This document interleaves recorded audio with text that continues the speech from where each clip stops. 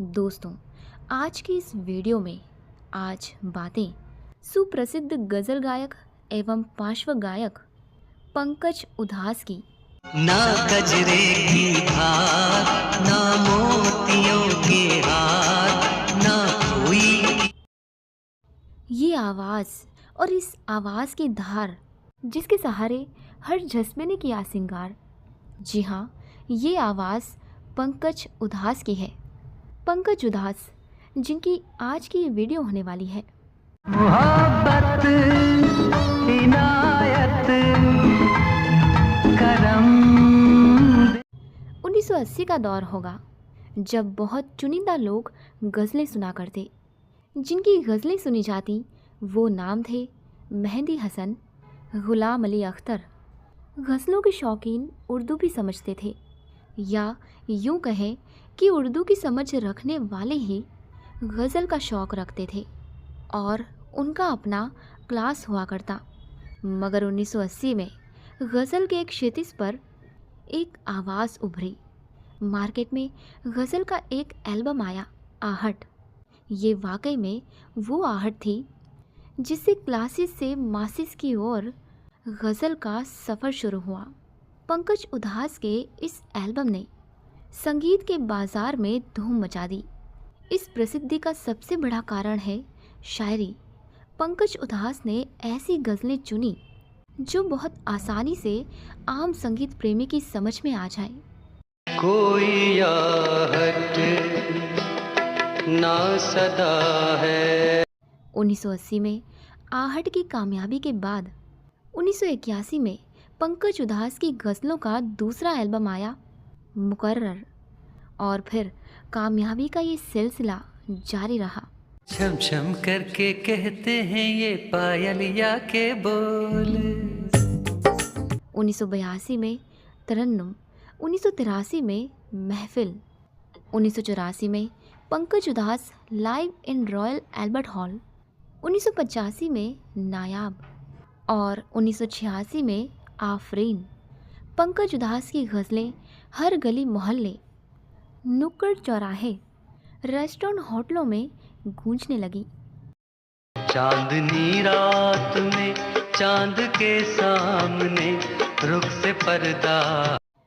17 मई सन 1951 में गुजरात के जैतपुर गांव में जन्मे पंकज उधास के माता पिता जीतूबेन उधास और केशुभाई उधास राजकोट के निकट एक छोटे से गांव चराखड़ी के रहने वाले हैं। वो बन संवर कर चले हैं घर से।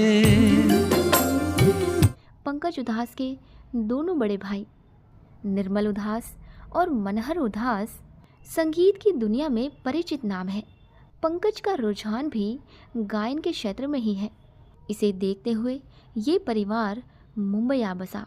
दिल जब से टूट गया, कैसे कहें कैसे जी। भावनगर के सर पीपीटी इंस्टीट्यूट में पढ़ने वाले पंकज उधास अब मुंबई के सेंट जेवियर्स कॉलेज में पढ़ने लगे। चाहत देश से आने वाले।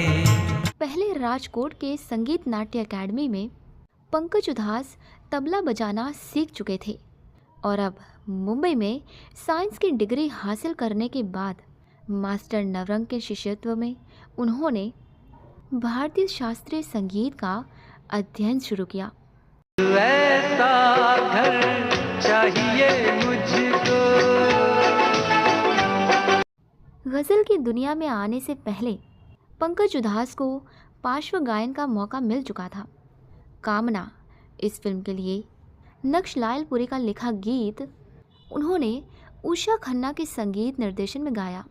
फिल्म कुछ खास नहीं चली, मगर पंकज उधास के गाए इस गाने को खूब तारीफ मिली। तुम कभी सामने आ जाओ तो। उसके बाद पंकज उधास में गज़ल गायन की रुचि उत्पन्न हुई। उन्होंने उर्दू की तालीम ली। उसके बाद वो विदेश चले गए। कनाडा और अमेरिका में 10 महीनों तक गज़लों के कार्यक्रम करते रहे और उसके बाद पूरे आत्मविश्वास के साथ वहां से लौटे।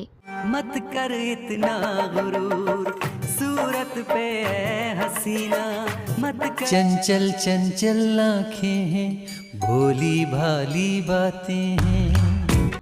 तब पहला एल्बम 1980 में रिलीज हुआ, आहट, और फिर एक लोकप्रिय गज़ल गायक के रूप में प्रस्थापित होने का इतिहास हम आपको बता ही चुके हैं दोस्तों। चांदी जैसा रंग है तेरा, सोने जैसे बाल। अब बात करते हैं दोस्तों फिल्मों में उनके पार्श्व गायन की। 1986 में नाम फिल्म में गीत गाने का उन्हें मौका मिला और वो गीत बेहद लोकप्रिय हुआ। चिट्ठी आई है चिट्ठी आई है।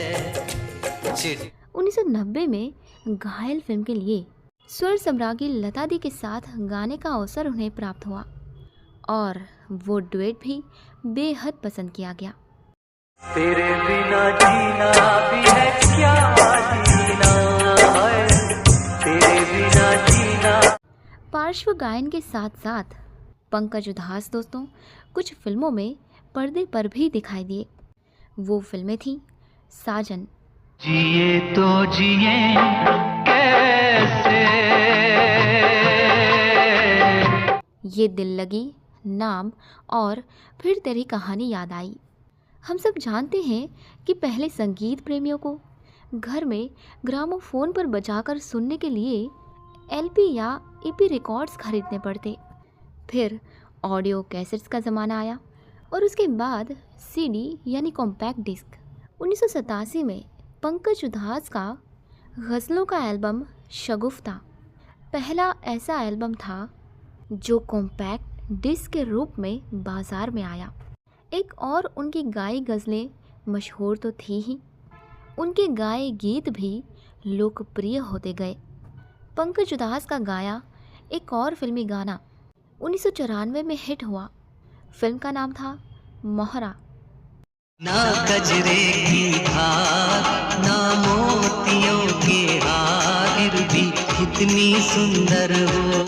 अपने करियर के 25 साल पूरे होने के उपलक्ष्य में कैंसर पीड़ितों और थैलेसेमिक बच्चों की भलाई के लिए उन्होंने जो योगदान दिया तथा गज़ल गायन की कला को जो योगदान उन्होंने दिया, इसके लिए सन 2006 में पंकज उधास को भारत सरकार की ओर से पद्मश्री से सम्मानित किया गया।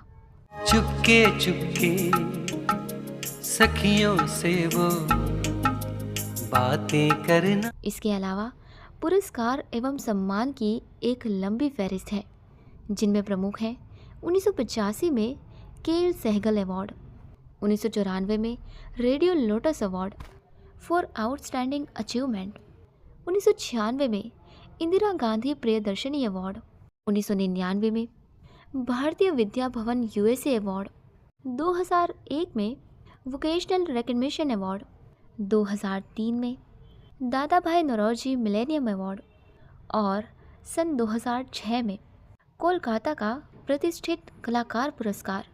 पंकज उधास का गज़ल और फिल्म संगीत का ये सुरीला सफ़र हमेशा यूं ही चलता रहा।